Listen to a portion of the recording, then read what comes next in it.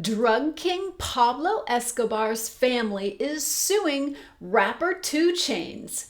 I'm Angela Langlotz. I'm going to spend the next 4 minutes talking about this case study. I go here live on weekdays to talk trademarks and copyright. So it appears that Pablo Escobar, he died a really long time ago, I think like more than 20 years ago.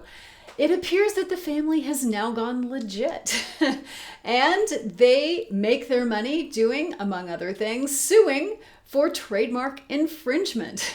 They have sued rapper 2 Chainz for using the mugshot of Pablo Escobar on the walls of his Atlanta eatery. Now, what kind of trademark infringement is this? Well, this is something, sometimes we call it false association. So if your trademark assumes or not assumes, that's the wrong word. If your trademark makes a false association with another famous person such that the consumer might assume an association where none exists, that's called false association, and that is actionable under federal law.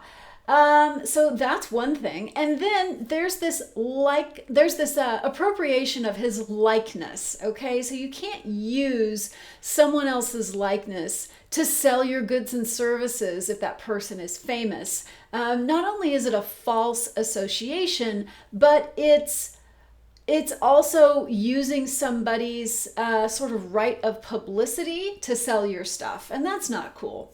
But let's have a look at what other causes of action Escobar Inc. has, or has forwarded anyway. All right, so I'm looking at, this is Escobar Inc. They tell you all about their legal disputes. That's hilarious. But they're suing 2 Chainz for, among other things. Now, the Lanham Act is our trademark law. You can see that here.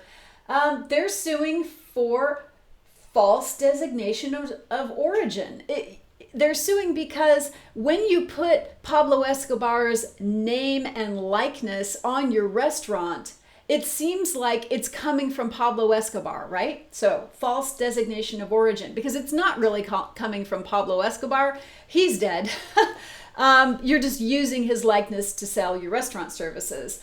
False advertising. Yeah, I see that. Maybe you're trying to say that your restaurant is associated with Pablo Escobar. Okay, fair enough. False endorsement. Same dealio. You're saying that your restaurant services are perhaps endorsed by Pablo Escobar because his mugshot's plastered on the wall. Never mind that he's dead.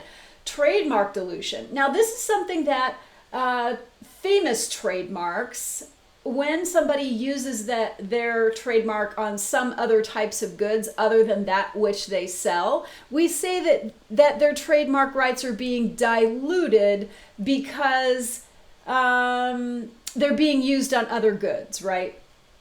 Misappropriation of right of publicity. I've talked about that. False advertising under state law. These are all state law claims, but I'm more interested in the federal law claims because I'm a federal trademark attorney. I don't deal in state law.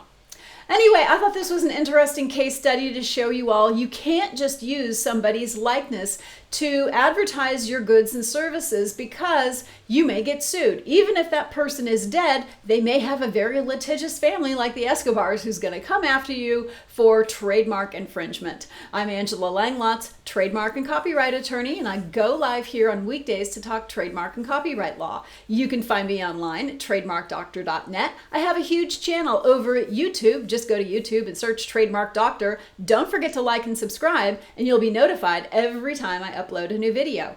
I also answer people's questions live here on video. So message me any questions at facebook.com/trademark doctor.